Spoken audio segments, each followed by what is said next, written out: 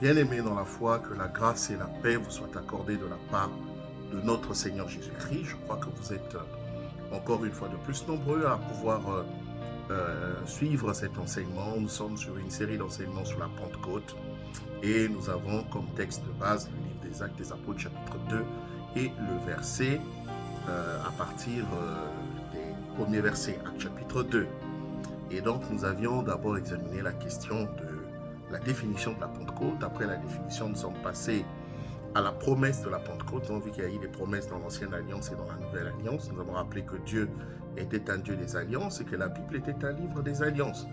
Nous avions aussi examiné cette promesse et maintenant nous allons passer à l'examen de la promesse dans la Nouvelle Alliance. Nous allons faire une suite à l'examen de la promesse que Jésus a faite dans la Nouvelle Alliance. Et donc pour ça, nous avons lu dernièrement, si vous vous souvenez, un texte, Actes des Apôtres, chapitre 1er, à partir du verset 8. Actes des Apôtres, chapitre 1, à partir du verset 8. La Bible dit, et je vais lire dans la version Sommer, pour que nous soyons dans une version qui nous convienne. Donc dans la version Sommer, la Bible dit, « Mais le Saint-Esprit descendra sur vous, vous recevrez sa puissance, et vous serez mes témoins à Jérusalem, dans toute la Judée et la Samarie, et jusqu'au bout du monde. » Voilà la promesse du Seigneur. Le Saint-Esprit descendra sur vous, vous serez mes témoins à Jérusalem, dans toute la Judée et la Samarie, et jusqu'aux extrémités de la terre. Nous voyons ici que Jésus fait une promesse, c'est la promesse que le Saint-Esprit va descendre sur les apôtres. Alors, la première chose qu'il faut remarquer dans cette promesse, c'est que Jésus promet une personne. Jésus fait la promesse d'une personne et cette personne, c'est le Saint-Esprit. Donc, le Dieu que nous prions, le Dieu de la Bible, le Dieu des alliances, est un Dieu qui est en trois personnes, le Père, le Fils et le Saint-Esprit. Donc, lorsque nous parlons de Dieu, en fait, nous parlons du Père, du Fils et du Saint-Esprit. Alors, les trois font un, les trois sont un, tout en étant distincts. Comment cela est-il possible? C'est un mystère. La Trinité ne peut pas être expliquée de manière très rationnelle. Et ça, les gens ont essayé, mais nous constatons que c'est quelque chose qu'il faut accepter par la foi. Dieu est Père, Fils et Saint-Esprit.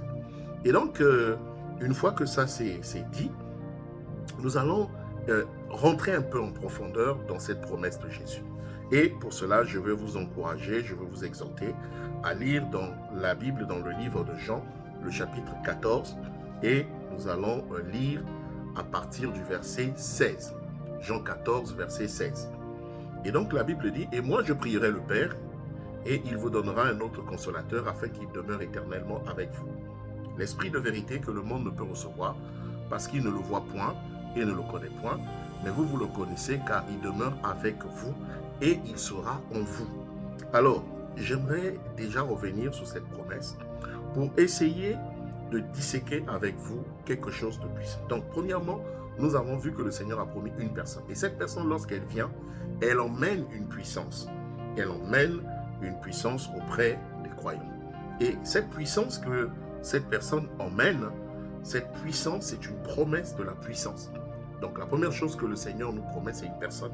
Et cette personne, lorsqu'elle vient, cette personne nous emmène une puissance. Elle nous investit d'une puissance. Alors, le mot ici traduit par puissance peut avoir deux sens. Le premier sens, c'est que la puissance évoque le surnaturel. Je reprends, la puissance évoque le surnaturel.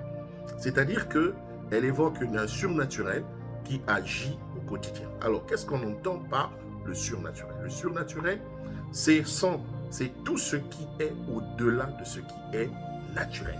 C'est tout ce qui est au-delà de ce qui peut être compris de manière rationnelle. C'est-à-dire que lorsque un phénomène ne peut ne pas être saisi de manière rationnelle, de manière par l'intelligence humaine, lorsqu'on ne peut pas comprendre un phénomène, lorsqu'un phénomène n'obéit plus aux règles et aux lois de la physique, alors là on parle du surnaturel. Je vais donner un exemple du surnaturel, c'est l'ascension de Jésus. Vous le savez très bien que je prends plusieurs exemples dans la vie de Jésus pour vous démontrer le surnaturel.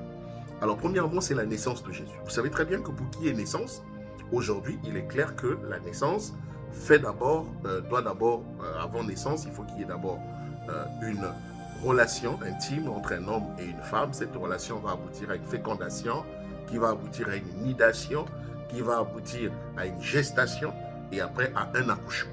9 mois après, en ce qui concerne le genre humain, quand les choses se passent normalement, quelquefois un peu avant pour les prématurés, quelquefois un peu plus tard pour ceux qui restent un peu plus tard dans le ventre. Ça, c'est ce qui est naturel. Or, la naissance de Jésus n'est pas naturelle. Pourquoi?